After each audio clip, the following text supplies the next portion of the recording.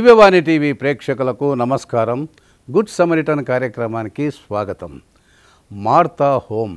శాంసన్ గుంటి గారు వృద్ధాప్యములో ఉన్న ఎందరికో ఆదర్శంగా తానే ఒక దిక్సూచిలా ఇలాంటి వాళ్ళను చేరదీసి సేవ చేయడం అనేది నిజంగా అభినందనీయం. గత వారం మనం ఈ విషయాల గురించి ఎన్నో తెలుసుకున్నాం. వారు ఇంకా ఎలాంటి సేవలు చేస్తున్నారో తెలుసుకుందాం.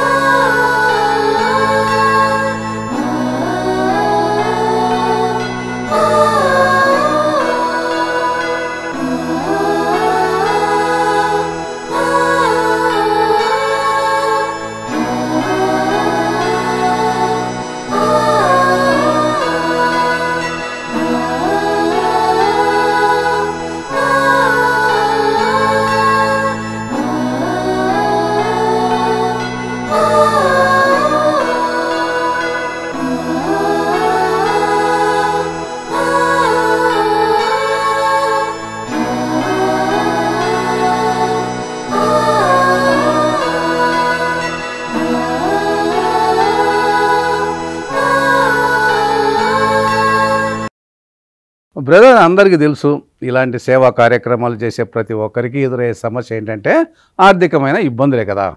మీ దగ్గర ఈరోజు నేను షూటింగ్కి వచ్చినప్పుడు చూశాను, చాలా పశు సంపద కూడా కనిపించింది. అంటే వీటి ద్వారా కూడా ఏదైనా ఆర్థిక అవసరాలు తీరుతాయా? ఇదంతా ఎలా చేయగలుగుతున్నారు? ఈ నిర్వహణ బాధ్యతలు ఇంత సమర్థవంతంగా చేయాలంటే మంచి సామర్థ్యం కలిగి ఉండాలి. చెప్పండి బ్రదర్, ఇదంతా ఎలా సాధ్యపడుతుంది?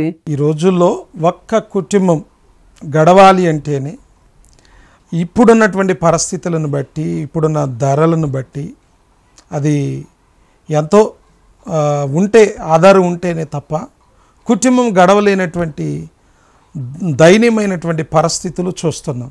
ఏ వస్తువు కొనాలన్నా తినాలన్నా ఆర్థిక పరిస్థితుల మీద ఆధారపడి ఉందనే విషయాన్ని మనందరికీ తెలుసు.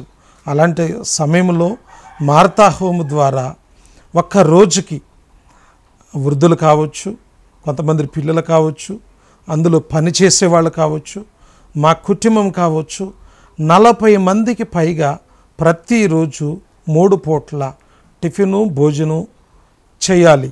ఇంకా వృద్ధులంటే తెలియనటువంటి విషయం కాదు. వాళ్ళకి మందులు కావాలి, వాళ్ళకి అనారోగ్య సమస్యలు, వాళ్ళకి ఇప్పుడు చిన్నపిల్లవాడికి అయితే అంత అన్నం వేస్తే తన ప్లేట్ తను క్లీన్ చేసుకుంటాడు, తన బట్టలు వాష్ చేసుకుంటాడు. కానీ ఒక్క వృద్ధుడి కాడికి 2 మనుషులు వెళ్ళి చేయాల్సినటువంటి పరిస్థితి కనుక వాళ్ళకి పని చేయడానికి 6 ఇక్కడ ఉన్నారు. ఇవంతా నడవడానికి ప్రతి నెల కూడా చాలా సవాలుతో కూడినటువంటి పని. అది మాటల ద్వారా జరిగేది కాదు. అందుకని నేను ప్రారంభంలో చెప్పిన మాట ఏమిటంటే, మేము వృద్ధాశ్రయం పెట్టాలని కానీ ఇలా ఉండాలని కానీ మా ఆలోచనలో నుంచి ఇది పుట్టలేదు. ఈ ఆలోచన ఇచ్చినవాడు దేవుడు, దాన్ని నెరవేర్చుటకు కూడా ఆయన సమర్థుడు అని మేము నమ్మాము. దానిని ఆయన సమర్థవంతంగా నెరవేర్చుకుంటూ వస్తున్నాడు. అది ఎలాగానో మాటల ద్వారా మీ ముందు ఉంచడానికి నేను ఇష్టపడుతున్నాను. మార్తా హోమ్ ప్రారంభించి మేము వెళ్తా ఉన్నప్పుడు ఆ ఫేస్బుక్లో మార్తా హోమ్ అనేటువంటి అకౌంట్ ఉంది. అందులో కొన్ని వేల మంది ఫాలోవర్స్ ఉన్నారు. మార్తా హోమ్కి ప్రత్యేకంగా సహకారులు అంటూ లేరు.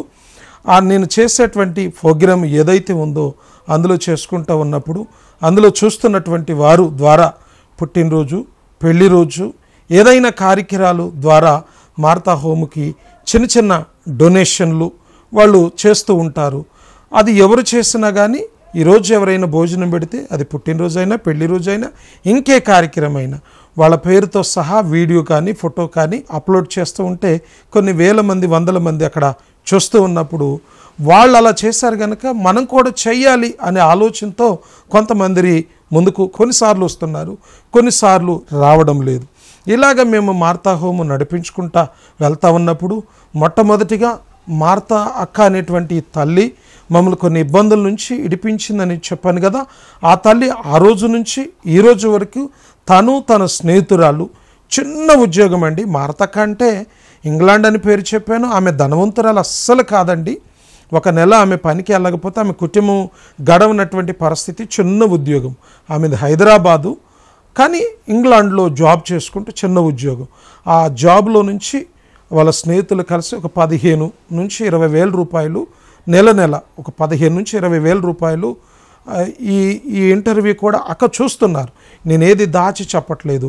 ఆ కొంచెం సహాయం చేస్తూ మొదటిగా దాంట్లో సరుకులు తీసుకురావటం, ఆ తర్వాత ఎవరైనా మన మిత్రులు కానీ చేస్తూ ముందుకు వెళ్తున్నప్పుడు మేము మొదట్లో వృద్ధులకి పెరుగు ఏదైనా మజ్జిగ ఇవ్వడానికి చాలా ఇబ్బంది పడుతున్నప్పుడు మార్తక వాళ్ళ స్నేహితులు కలిసి, బ్రదర్ మేము ఇచ్చేటువంటి చిన్న సహాయంతో ఇది నడవదు, ఎవరని ఇచ్చినా కానీ చాలా ఖర్చులు, జీతాలు, కరెంటు బిల్లు, గ్యాస్ ఎన్నో ఉంటాయి.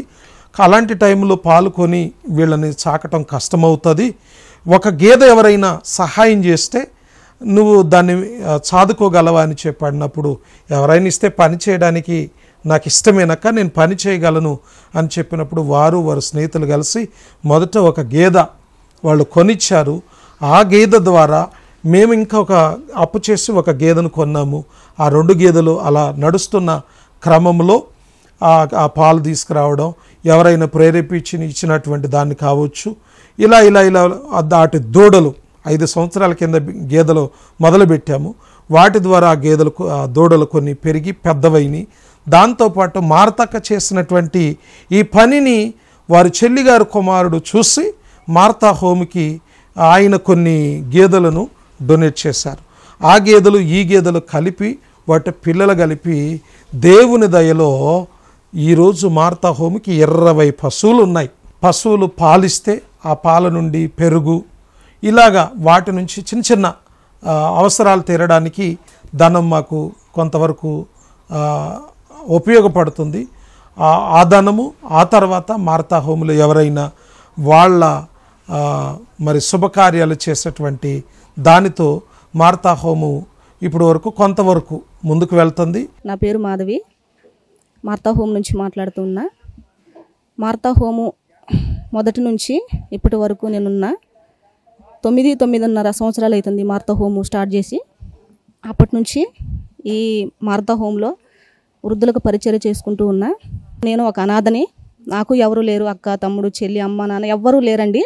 నాకు కూడా చెయ్యాలి, సేవ చేయాలి, ముసలోళ్ళ దగ్గర ఉండాలి, వాళ్ళతో సేవ చెయ్యాలి అంటే వాళ్ళలో నేను కొద్దిగా భాగం పంచుకోవాలనే ఆలోచన వచ్చినప్పుడు నా భర్తతో మాట్లాడినప్పుడు నా భర్త సపోర్ట్ చేసి సేవ చెయ్యి, నీకు ఎవరు లేరు కదా, సేవ చేస్తే మంచిదే, వృద్ధులకు చేసుకుంటే మంచిది అని నా భర్త సపోర్ట్ వల్ల ఇక్కడ అన్నయ్య వాళ్ళతో కలిసి సేవ చేసే అటువంటి భాగ్యాన్ని దేవుడు నాకు ఇచ్చాడు. అన్నయ్య చేసే అటువంటి సేవ అది ఎవరు కూడా వర్ణించలేంది. అన్నయ్యకి ఏమీ ఉంది లేదు అనేది ఫస్ట్ నుంచి కూడా నాకే తెలుసు అండి. ఇక్కడ నేనే ఉన్న కనుక నాకే తెలుసు. కాళ్ళు లేని వాళ్ళని, చేతులు లేని వాళ్ళని, ఎంతోమందిని అనాథల్ని, చెత్తకుప్పలో ఉన్న వాళ్ళని తీసుకొచ్చి నడిపించేవాళ్ళు. వాళ్ళకి చాలా ప్రయాసపడి ఎన్నో కష్టాలు పడి ఎంతోమంది అవమానించారండి. మార్తా హోమ్ ద్వారా నీకేం వస్తుంది, ఏం తింటున్నావు, ఇట్లా వీడియోలు చేసుకొని బతకటం ఏం తెలుసు అని చాలామంది అవమానించారండి. అయినప్పటికీ కూడా అన్ని అవమానాల నుంచి కూడా తట్టుకొని సేవ అంటే అది కాదు, అంటే అట్లా ఇట్లా చేసుకునేది కాదు అని ఒక ఆలోచనతో చెయ్యాలి అనే సంకల్పంతో ముందుకు వెళుతూ ఉన్నారు. ఎవరన్నా కూడా పట్టించుకోవట్లేదండి. ఎందుకంటే పెట్టేవాళ్ళు ఎవరూ లేరు, వాళ్ళకి ఎవరూ లేరు. అనాథలుగా ఉన్నప్పుడు చాలామంది ఫోన్ చేస్తారు, చేసి తీసుకొని వెళ్తారా మా అమ్మని అని అంటారు. అలాంటి వాళ్ళను కూడా ఇక్కడికి తీసుకొచ్చి ఆదరించడం అనేది గొప్ప విషయం.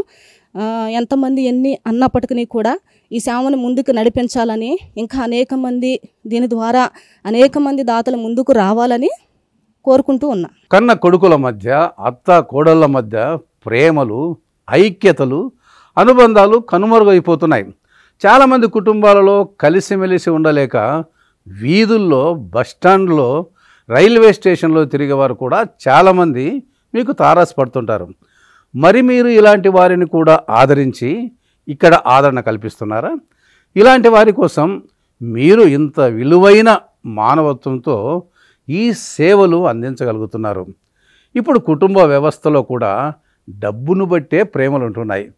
మనుషుల మధ్య ఆత్మీయ అనుబంధాలు అంతరించిపోతున్నాయి. ఇటువంటి క్లిష్ట పరిస్థితుల్లో మీరు ఎలాంటి నిర్ణయాలు తీసుకుంటారు?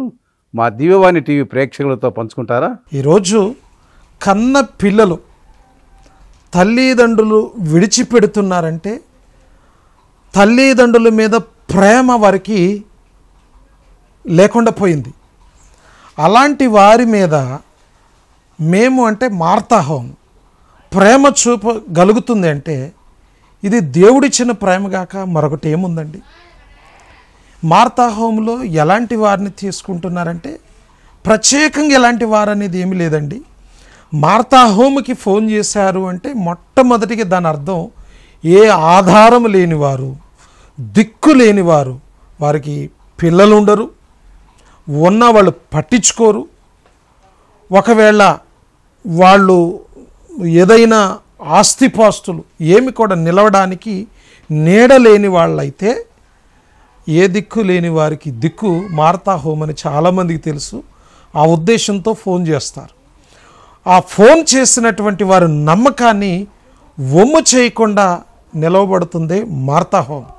అది ఎలాంటి వారంటే ఓ చిన్న సందర్భం చెప్తాను. మన ఈ మధ్యకాలంలో గుంటూరు నుంచి ఒక యాదవ కుటుంబం నుంచి ఒక తండ్రి గారు మార్తా హోమ్కి వచ్చాడు. ఆయన పురుగులు పడ్డాయి. వాళ్ళ 5 అన్నదమ్ములు, కోటేశ్వరుడు. అసలు ఎంత ఉన్నతమైనటువంటి కుటుంబం అంటే అంత ఉన్నతమైన కుటుంబంలోనికి వచ్చి వాళ్ళ అన్నదమ్ముల నుంచి విభేదించి, వాళ్ళు చాలా మంచి కుటుంబం, విభేదించి ఆయన ధనాన్ని జలసాలకి రకరకాల వ్యసనాలకి ఖర్చు పెట్టి అనారోగ్యం వస్తే కాలుకు పుండయింది. రెచ్చిపోయి చూపించుకోక ఇన్నిన్ని పురుగులు కాల్లో పడితే ఆ దుర్వాసనకి కూడా ఆ బస్తీవాసులు చూసి తట్టుకోలేక ఒక అక్కగారు మన మార్తా హోమ్కి ఫోన్ చేస్తే మార్తా హోమ్ వ్యాన్ తీసుకొని ఆ తండ్రిని మేము తీసుకొచ్చి ఇక్కడ ఉన్నటువంటి లోకల్ డాక్టర్ గారిని సంప్రదించినప్పుడు ఆయన 2-3 రోజులు వైద్యం చేసి పురుగులన్నీ చేశారు.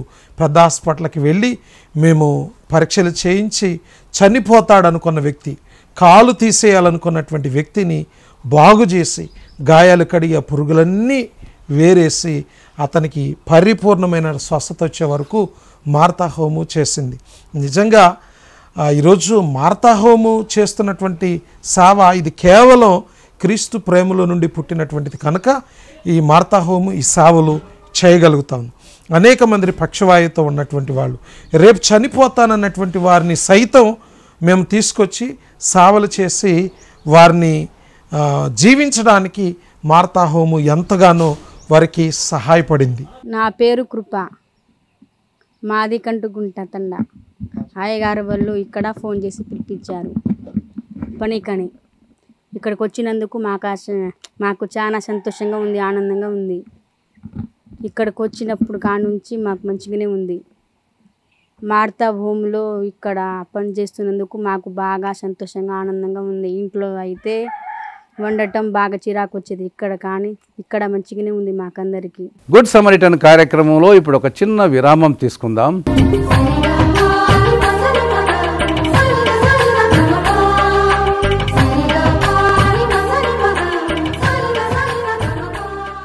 గుడ్ సమరిటన్ కార్యక్రమానికి తిరిగి స్వాగతం.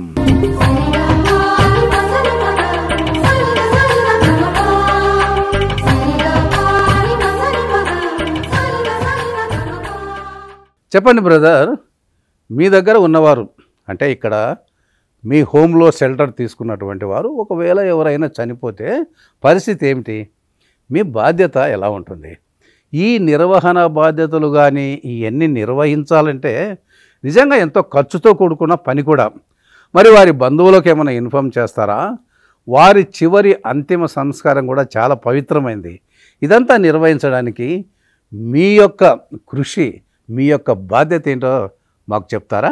మార్తా హోమ్కి వచ్చారు అంటే వాళ్ళకి ఏ ఆధారం లేక వస్తారు. అంటే ఇది ఆశ్రయ స్థలము వాళ్ళకి. కనుక వాళ్ళు బాగున్నప్పుడు మనము అన్ని రకాల అంటే భోజనం పెడతాం, మరి బాగోలేనప్పుడు కనుక అన్ని బాగోగులు మార్తా హోమే చేస్తుంది.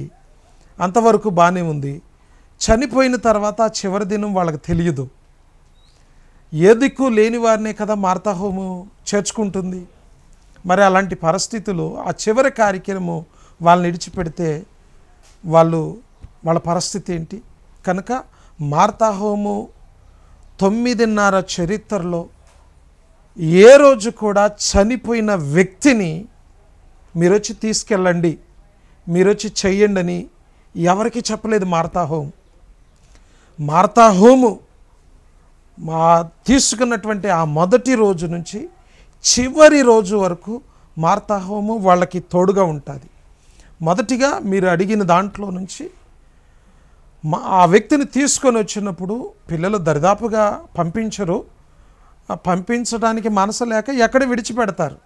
ఇక్కడ తీసుకొస్తే సేమ్ అవుతామనే ఉద్దేశంతో ఎక్కడో విడిచిపెడతారు. దారిని పోయే దయహృదయం కలిగినటువంటి వాళ్ళు చూసి చేస్తారు కదా, వాళ్ళ నంబర్ మేము దగ్గర పెట్టుకుంటాం. ఫలానా ఎల్లయ్య గారు ఇలా వచ్చాడు, ఆయన పంపించిన ఆయన ఇలా అని చెప్పి వాళ్ళ నంబర్ పెట్టుకుంటాము.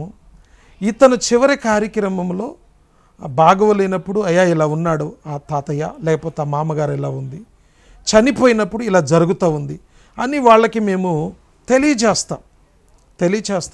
మార్తా హోమం ఇంతవరకు ఎవరిని కూడా చనిపోయిన వారు భూస్థాపిత కార్యక్రమాలు చేయకుండా ఎవరిని కూడా విడిచిపెట్టలేదు. 2 సందర్భాల్లో మాత్రము వారి పిల్లలు ఉన్నారు, వారి పిల్లలే పంపించారు. కనుక వాళ్ళు వచ్చి మేము చెప్పినప్పుడు వాళ్ళు వచ్చి అయ్యా మీరు అభ్యంతరం లేకపోతే మేము తీసుకెళ్తామని చెప్పారు. అయ్యో మాకేంటి అభ్యంతరం, వాళ్ళు చేయవలసింది మీరు వాళ్ళు పోషించలేమని చెప్పి మార్తా హోమ్కి ఇచ్చారు కాబట్టి ఇంతకాలం చేశాము.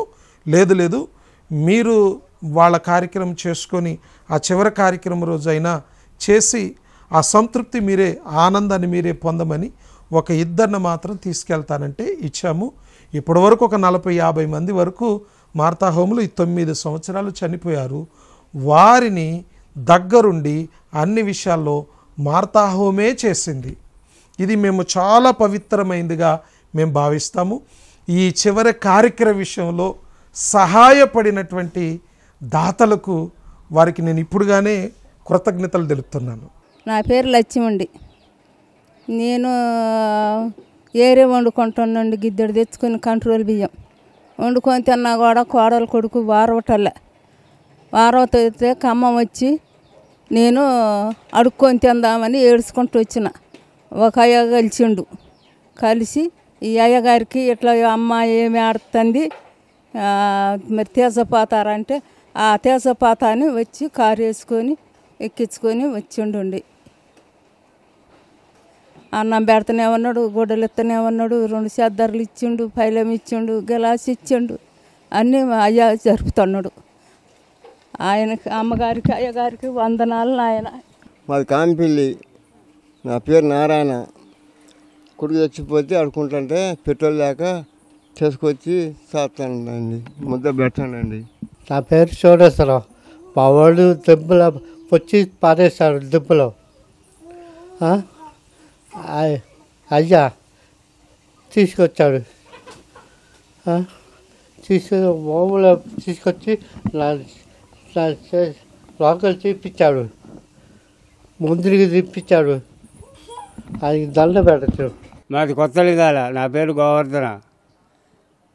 నేను బజార్కి వెళ్తుంటే కొండమూసి వచ్చి మీద పడితే కింద పడ్డా. నా కాలు ఇరిగింది. కాలు ఇరిగితే తీసుకొచ్చి అక్కడ చర్చి కాడ వేశారు. వేస్తే ఎవరు అయ్యగారికి ఫోన్ చేసి అయ్యగారు వచ్చి నన్ను తీసుకెళ్ళి మైబాద్ తీసుకుపోయి 3 గట్లు వేయించిండు. 3 గట్లు వేయించినాక వస్తుంటే పోతుంటే దొడ్డికి కూడా ఎత్తకపోయేది, ప్యాసుకు కూడా ఎత్తకపోయేది. బ్రదర్, మీరు ఒక క్రిస్టియన్గా ఉంటూ ఈ యొక్క మానవతా స్ఫూర్తితో సేవ చేస్తున్నారు కదా. ఇలాంటి సేవలో మరి ఎన్నో రకరకాల సమస్యలు కూడా వస్తుంటాయి. మతపరమైన ఇబ్బందులు కావచ్చు, ఇంకా క్లిష్ట సమయాల్లో మీరు చేస్తున్న ఈ సేవలో ఆ ఛాలెంజెస్ కూడా ఎలా ఎదుర్కొంటున్నారు?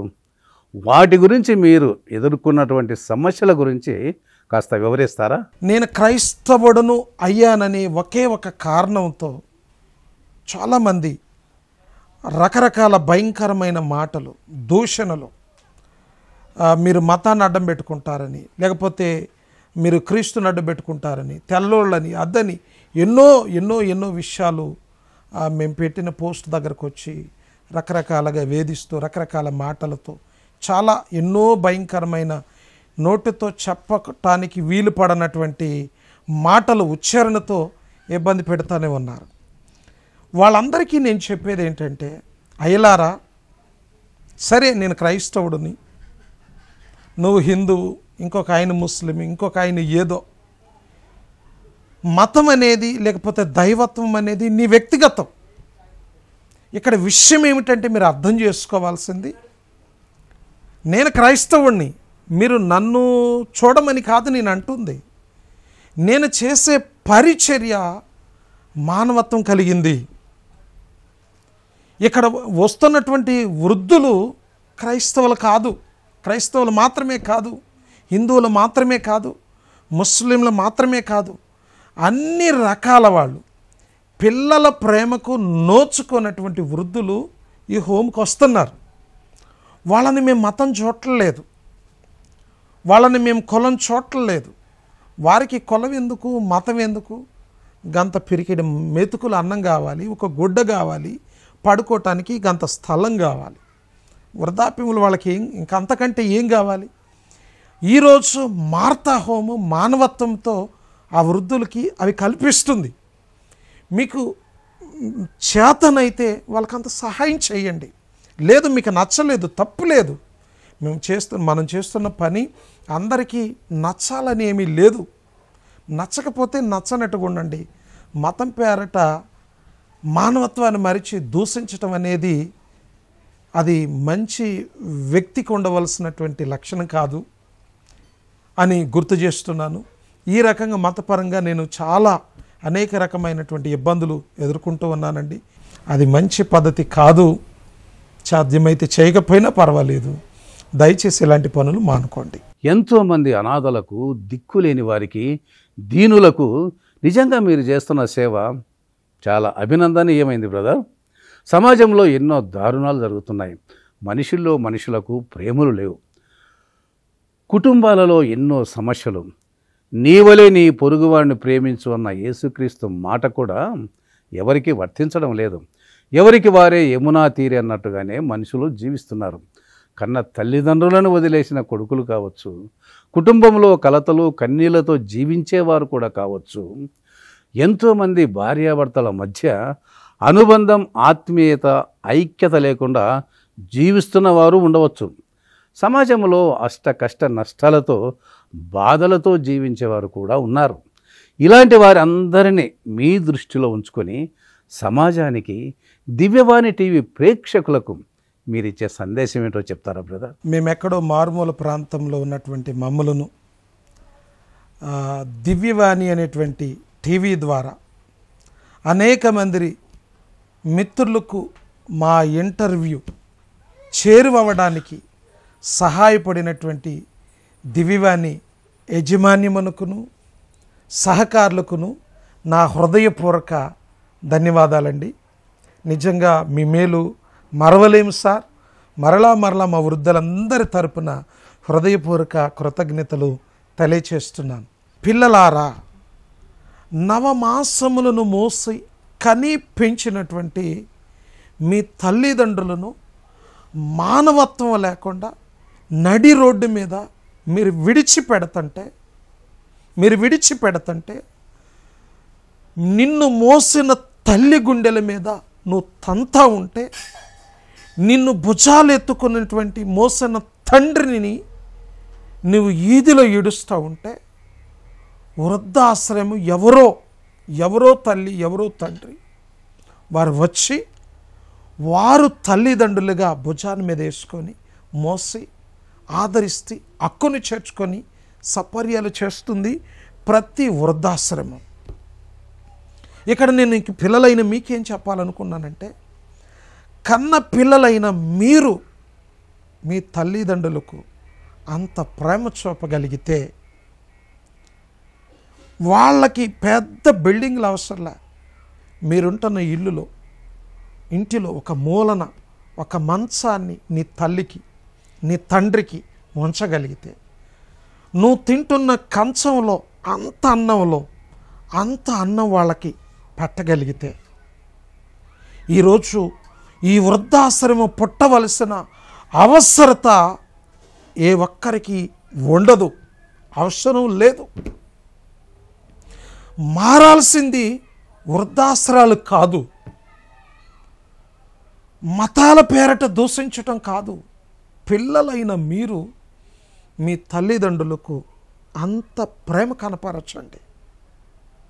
ఈరోజు నేను నా తల్లిదండ్రుల ఎడల, నీవు నీ తల్లిదండ్రుల ఎడల ఎలా వ్యవహరిస్తున్నావో నీ పిల్లలు చూస్తున్నారనే విషయాన్ని మరిచిపోమాక. మొదటిగా నీ తల్లిదండ్రులను వాళ్ళని ఆదరించటం పోనుకుంటే నువ్వు చేయగలిగితే వృద్ధాశ్రమాలతో మనకు పని లేదు. ఇంతకు మునుపు వృద్ధాశ్రమాలు మూయబడాలని చెప్పిన తమ్ముడా, నువ్వు చూస్తున్నట్లయితే ఇది నీ కొరకు. వృద్ధాశ్రమాలు కాదు, పిల్లలు తల్లిదండ్రులను పట్టించుకున్నటువంటి పిల్లలను కఠినంగా శిక్షించాలని ప్రభుత్వాల మీద ధర్నాలకు దిగు, అధికారుల మీద ధర్నాలు వాయిస్ వినిపించు. అన్నం పెట్టేవాడి మీద కాదు ప్రతాపం. వృద్ధులను ఆదరించడానికి మేము గేదెల కాడ పేడకాళ్ళు తీసి గేదెల కాసి పాలు పిండి నా పసి పిల్లల కడుపులు మానుకొని ఆ తల్లులకు అంత తండ్రులకు అంత అన్నం పెడుతున్నాం.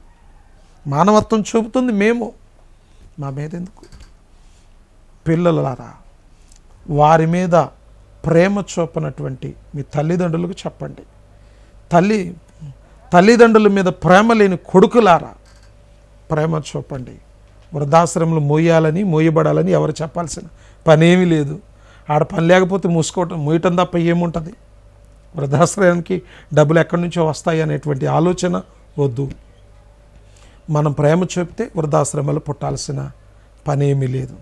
మమ్మల్ని సమాజానికి పరిచయం చేసిన మరి మీడియా మిత్రులకు, దివ్యవాణి యాజమాన్యానికి మరొకసారి నా నిండు వందనాలు. చూశారు కదండి, మార్తా హోమ్ ద్వారా బ్రదర్ శాంసన్ గుంటి గారు చేస్తున్నటువంటి మానవత్వపు సేవలు ఎంతో మహనీయమైనవి.